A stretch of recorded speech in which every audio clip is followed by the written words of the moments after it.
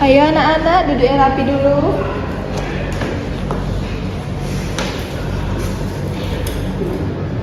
Baik, Assalamualaikum warahmatullahi wabarakatuh.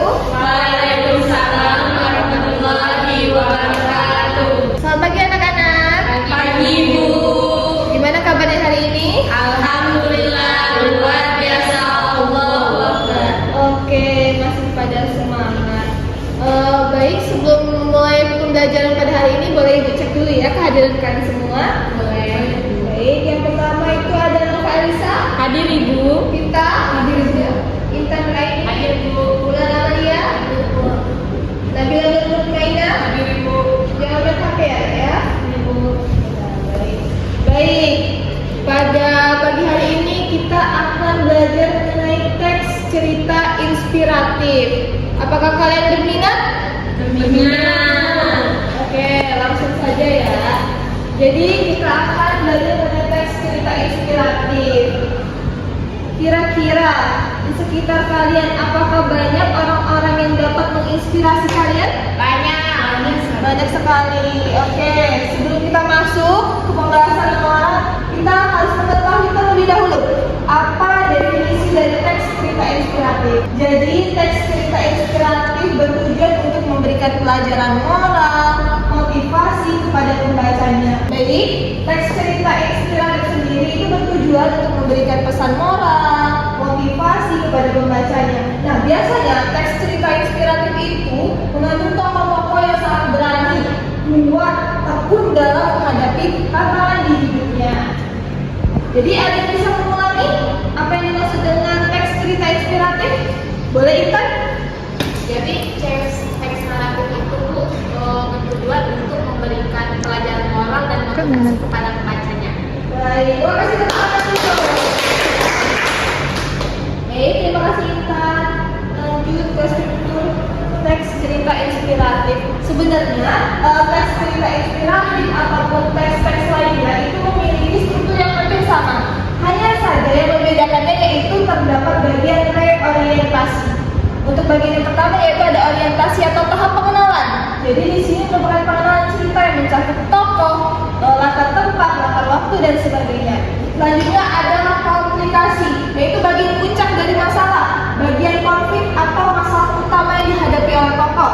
Selanjutnya ada bagian resolusi, ya kita sudah tahu ya, bagian resolusi itu adalah bagian penyelesaian konflik. Nah terakhir ada bagian reorientasi, yakni bagian ini merupakan penutup cerita yang kadangkala ditempatkan sebagai untuk memberikan refleksi ataupun kesimpulan dari sebuah cerita inspiratif. Lanjut. Nah, kita sudah mengetahui tadi kan ya definisi, kemudian struktur. Sekarang kita masuk ke tahap aspek kebahasaan. Yang pertama ada kata-kata inspiratif. Sudah pasti cerita ataupun teks inspiratif memiliki kata-kata yang dapat menginspirasi pembacanya. Selanjutnya ada kalimat naratif. Yang ketiga deskripsi yang detail. Jadi dalam teks cerita inspiratif tersebut pasti ada deskripsi yang sangat detail mengenai tokoh, bagaimana kehidupannya. Selanjutnya ada penggunaan dialog. Sudah ada tokoh pasti tentu ada dialog. Yang kelima penggunaan majas, dan yang keenam ada variasi kata dan kalimat. Oke, untuk materi hari ini itu tadi ya, ada definisi, kemudian struktur dan juga aspek kebahasaan. Selanjutnya, Ibu ingin kalian semua menyaksikan tayangan cerita inspiratif dan Ibu harap kalian bisa memberikan komentar kalian terhadap video ini.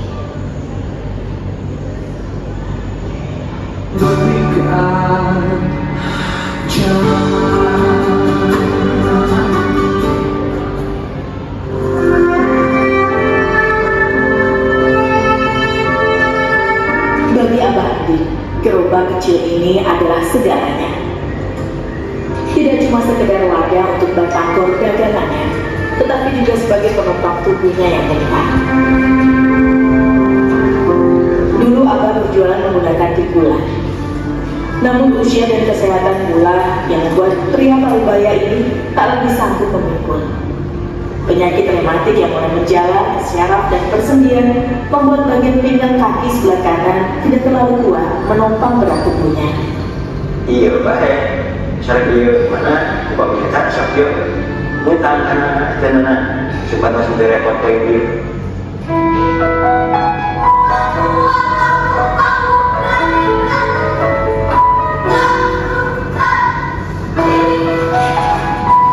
Jam kegiatan seolah menjadi waktu terbaik bagi Edwin untuk menjajakan tantangannya. Kita cukupkan dulu untuk penayangan videonya. Nah, ibu mau tahu dari sudut pandang kalian, kira-kira gimana sih sosok Abah ini? Boleh mulai dari kita terlebih dahulu. Abah ini seorang pekerja keras. Meskipun dia sudah tua, dia tetap mencari uang untuk nafkah keluarganya. Dan gimana itu? Selain kerja keras, Abah ini terlihat juga dari cara bicaranya itu orang yang sabar. Ya, benar sekali. Lalu Nabila gimana Nabila? Abah ini seorang yang sederhana dan juga bersyukur. Oke. Nova, apakah kamu terinspirasi dari kehidupan Abah ini? Ya. Baik. Kira-kira Bulan, apa yang bisa dicontoh dari sikap Abah ini? Bulan? Ya, seperti yang dikatakan teman-teman tadi, Bapak ini kan pekerja keras. Saya juga dapat ambil contoh dari Bapak ini.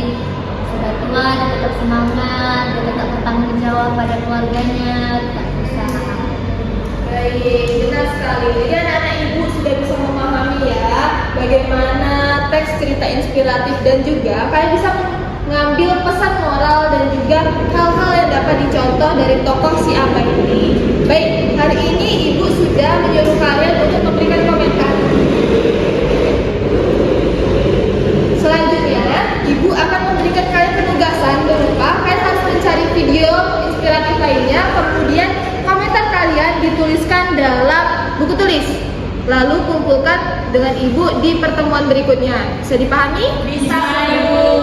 Oke, setelah dari kelas ini semoga kalian bisa mencontoh perilaku Abah, tidak boleh sombong, harus tekun dan harus semangat walaupun sampai tua. Itu saja yang bisa disampaikan. Terima kasih anak-anak atas waktunya. Ibu akhiri, wassalamualaikum warahmatullahi wabarakatuh. Waalaikumsalam warahmatullahi wabarakatuh. Terima kasih Ibu.